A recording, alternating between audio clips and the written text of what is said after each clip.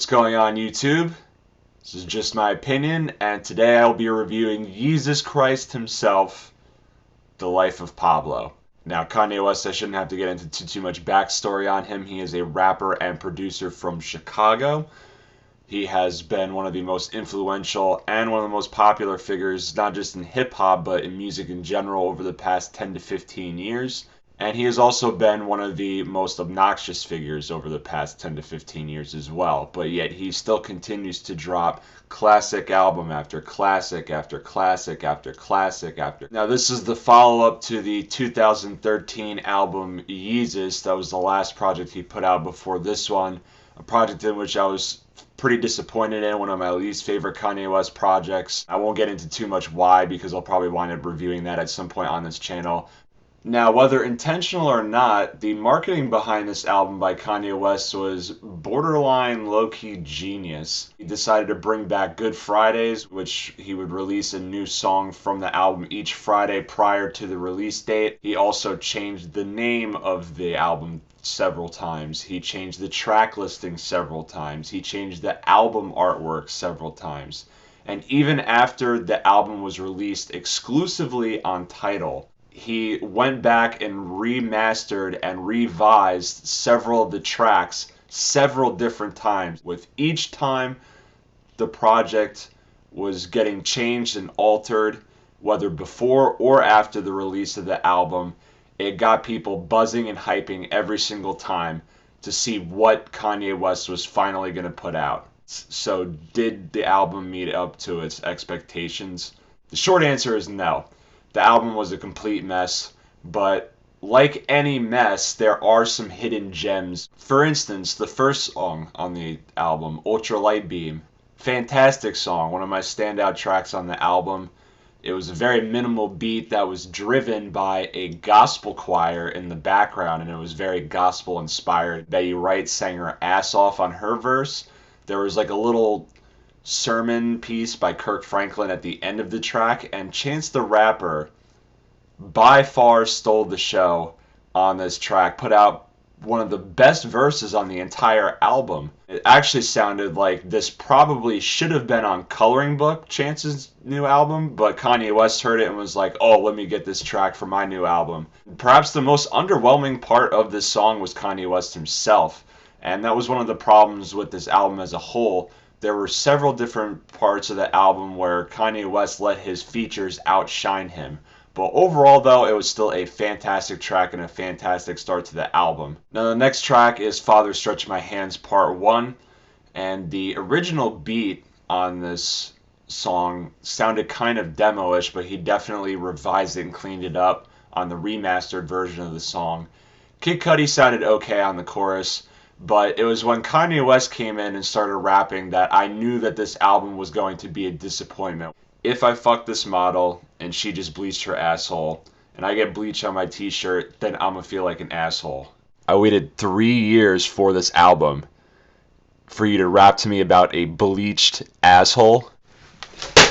God damn it! From here it leads right into Father Stretch My Hands Part 2. The beat was pretty good and Kanye had a tolerable auto-tune verse. But here's where the track gets really interesting. When I first heard this song, I thought Future was actually featured on this track, but turns out that the feature was by Designer, who sounds exactly like Future. And after further research, Kanye West basically took Designer's song Panda and just added an intro, a little verse before the track kicks off, and then adds an abrupt outro halfway through Designer's first verse. It was also very interesting because on an album where there was not a lot of radio-friendly singles, this was by far the most popular song to come off of the album, but not Kanye West's version. Designer's original version of the song became the most popular song on Kanye West's own album. Interesting. The next song is Famous, in which we get a bangin' beat by Swizz Beatz, and we get a feature by Rihanna, someone who I'm not really a huge fan of. There are times where I think that she does a good job either being featured or on her own songs, but then there's other times where I just can't stand her at all. This time around she was just tolerable. And Kanye West comes in, he gives a a clever, charismatic couple verses. He, of course, drops the line about Taylor Swift saying how he thinks he could have sex with her because he made her famous. A lot of people were up in arms about that. I personally thought it was kind of clever, kind of funny. I didn't really have too much of a problem with it.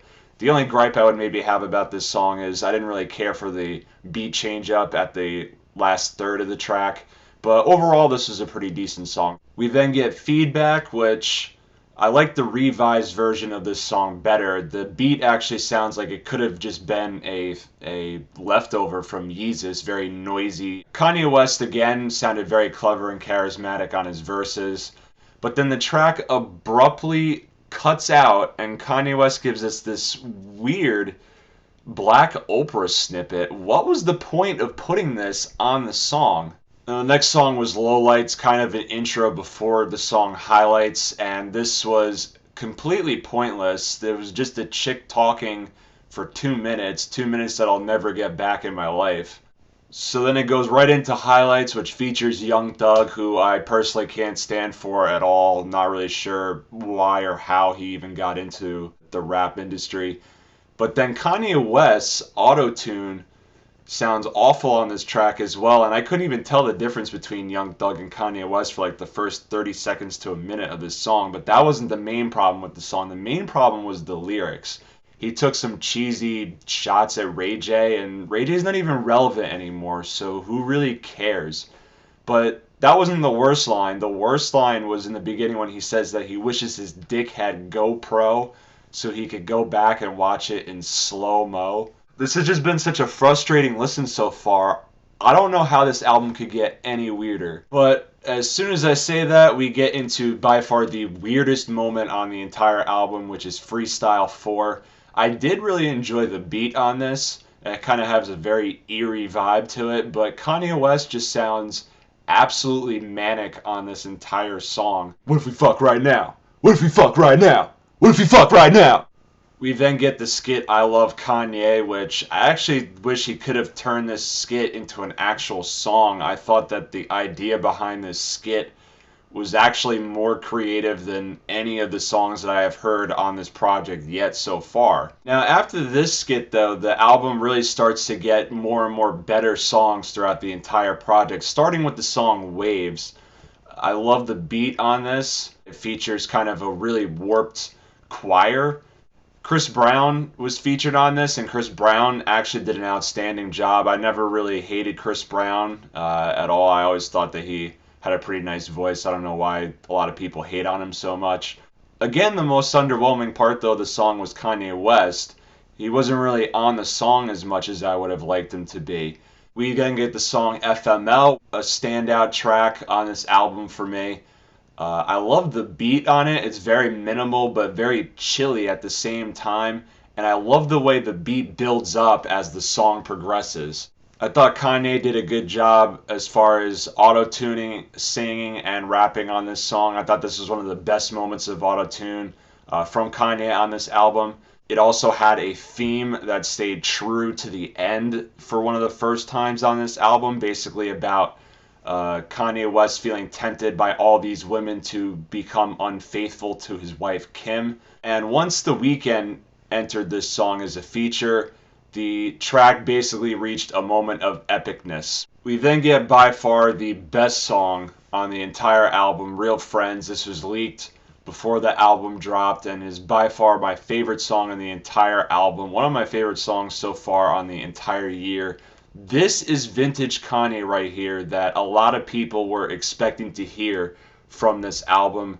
It had great production, and I love the theme of the entire song. Kanye West basically talking about how he hasn't been a real friend or a real good family member, but at the same time also feeling like his friends and family around him haven't been true to him as well. And I love Ty Dolla $ign featured on this song. I love the way that they bounced off of each other throughout the verses and chorus of this song. Overall, outstanding track. So next we get the song Wolves, which on the original version of the album features Frank Ocean, but Frank Ocean actually gets cut out of the remastered version and has his part become its own 40-second song, which I didn't really think was necessary, but I'm not Kanye, so I'm not going to make that decision. Now, the new version features Vic Mensa and Sia, and I thought Vic Mensa sounded outstanding on this song. Kanye West, as far as the production and his auto-tuning goes on this song, reminded me a lot of something that would have came off of 808s. I love the way that he uses this female vocalist in the background, almost kind of like a wolf sound effect. The only part that I would maybe have a problem with on this song was Sia. I just really didn't think she fit in that great into the song, but overall I thought this was a pretty good song. So I like the momentum in which the album's going with these past 4 songs, but then we get the momentum killing Silver Surfer intermission. What was the point of it? It was just a phone recording of Max B. So the next song is 30 Hours, which was leaked days before the album was put out, and I really liked this song when it came out. I love the production on it. It was throwback Kanye as far as production style goes, and I love the autobiographical lyrics on this track, basically about how Kanye was seeing this girl while he was on the rise, would drive 30 hours out to see him from Chicago to St. Louis, just to find out the whole time that she had basically been cheating on him. I love the Nelly references as well on this song. The original version of this song, though, seemed kind of unfinished. It basically just had the beat kind of writing out the last 2 minutes of the song. So when I saw that Andre 3000 was going to be featured on this, I was like, oh man, this is going to be so much better. We're going to get a verse from him. The song's going to feel finished. But instead, he rides the beat out even longer and doesn't even utilize Andre 3000 at all.